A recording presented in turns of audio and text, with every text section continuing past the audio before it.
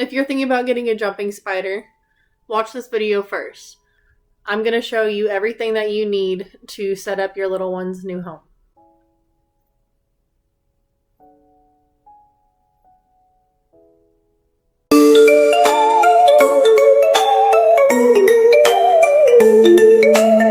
So let's start with enclosure, because that is the most important part. You need somewhere for your spider to live. Jumping spiders need vertical space, not horizontal space like most tarantulas might need. I get all of mine off of Amazon. They aren't very expensive. They are very good quality, and so far I haven't had any spiders escape. If you're anything like me who found this jumping spider kit at the pet store and decided that that was going to be a good starter home, I'm just going to let you know now, don't do it. I do still have this enclosure. This was the very first one that I got. The kit does not come with everything that you need. It comes with a very little tiny stick that isn't going to be efficient for your jumping spider. It does come with soil and stuff like that, but as far as the enclosure, I spent $20 on this, and by the way, I put this little piece of driftwood in there. It didn't come with this. I spent $20 on this one, and for the same price I could have gotten one of my bigger enclosures on Amazon, as well as like a hide. So I also have had problems with my juvenile jumping spiders escaping from this. So I would not really recommend this one, especially for small spiders. And as for adult spiders, this is going to be too small for them anyways. So these are the enclosures that I use. I have my small ones, which I prefer these. These big ones are the ones that I first got. For most beginner setups, 4x4x8 is going to be plenty of room for a jumping spider. I have gotten a few enclosures that are much bigger, and I just think it's too much space for them. 95% of the time, they're going to be up at the top. So height is just more important than floor space for these guys. Ventilation is important because it keeps the air fresh and it prevents mold. When you miss the enclosure, you want it to naturally dry out and not remain damp. Bacteria thrives in a nice, humid, moist environment, so it's important to constantly get good airflow. Let's talk substrate, which jumping spiders don't burrow, so you do not need a whole lot of substrate at the bottom. Substrate is used mostly for humidity and aesthetics. Some people just use a clear bottom. I personally use this Eco Earth loose coconut fiber substrate, which you can get this at your local pet store or online. Another good thing to have is some sort of moss. I use this frog moss, which I'm almost out of this one, but this is what the box looks like. And I like this sphagnum moss because you can get it in this color, this like natural brownish color, or you can get it in green as well. So this stuff is really good. All right, now we're going to talk decor, which is one of my favorite parts. Jumping spiders are visual hunters. They are really curious, and so giving them things to climb and explore is very important. I mean, sometimes they do just sleep in their hammocks and you will see them like go away for weeks at a time. But for the majority of the time when they are out, they are going to be exploring their surroundings, and it's important to give them enrichment. As I mentioned before, you know, they spend most of the time at the top. They like to climb upwards.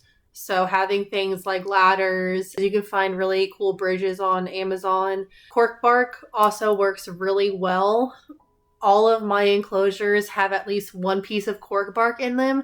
You can even hot glue it to the side of the enclosure to get it to stay on there instead of just, you know, just throwing it in there at the bottom. And that helps give them an extra anchor point to web up on and climb on. Fake plants are also great for anchor points. Make sure that they aren't like too sharp or they aren't being treated with anything that is toxic. I like to give them elevated spots. I like to give them things that they can jump high on or jump up on, like stairs and things that, make them go towards the top. Like, I treat mine like my kids.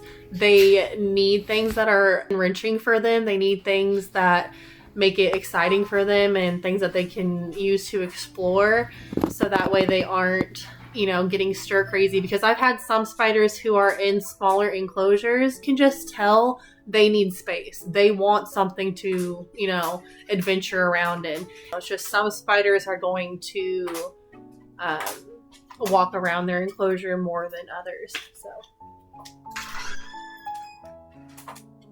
Alright, so now that we have the basics for setting up the enclosure, let's talk a little bit about maintaining. First off, humidity. And in my room, it is very dry, and so I do mist their enclosures once a day.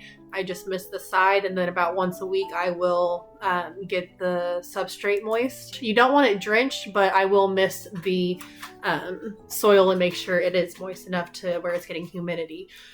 So when you do miss the side of the enclosure, they are going to go over and they are going to drink the water droplets off of the side of the enclosure. But it is very important that when you are misting them, you do not spray them directly with the water. With, getting everything wet, it brings it right back to that having good ventilation, because you want to make sure that you are trying to prevent mold from happening. All right, now we're going to jump into feedings. This is usually the part that people are most nervous about, and well, I know for me personally.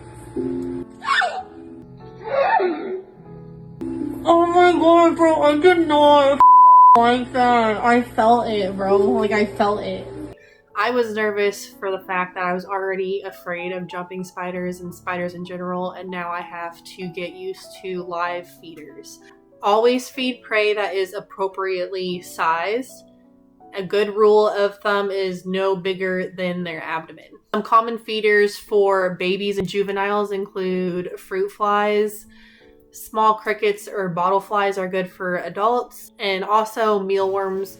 I've never actually used bottle flies, but I've heard that jumping spiders absolutely love them. But you always want to make sure that you are getting your feeder from a safe and healthy source. If you get feeders that have been exposed to pesticides or are not being taken care of properly and they are sick, and you feed them to your jumping spider, then your jumping spider is most likely going to get sick as well. So make sure you are getting your feeders from a reliable source. I will link a few purchase feeders from down below in the description. As for feeding frequency, you want to go based off of abdomen size. So this is a really good chart to look at, because it shows more so visually on what you want to look for. Extremely large is going to be overfed, and that is when they can have problems moving around, running into abdominal separation. It's also important to remove uneaten food if you have noticed that your jumping spider is not eating it, because crickets and mealworms can injure your jumping spider. I have seen it happen time and time again online, where people have posted that they have left a mealworm or a cricket in there and come back and their spider has been bitten. So if they are molting, they are not going to eat usually. So they can go weeks at a time without eating, so don't be alarmed. All right, so yeah, that's basically the basics of what you need to get started with your new pet jumping spider. If you are getting your first jumping spider, tell me what species you're going to get in the comments. Tell me what species you may already have. Hopefully this helped you feel a little bit more confident in getting started. As someone who has grown up being extremely terrified of spiders, trust me, they are worth it. They are extremely adorable, extremely fun to interact with and watch grow. Anyway, if you stayed this long, thank you so much for watching. Leave a like, subscribe if you're not, and I will see you guys next time. Bye, guys.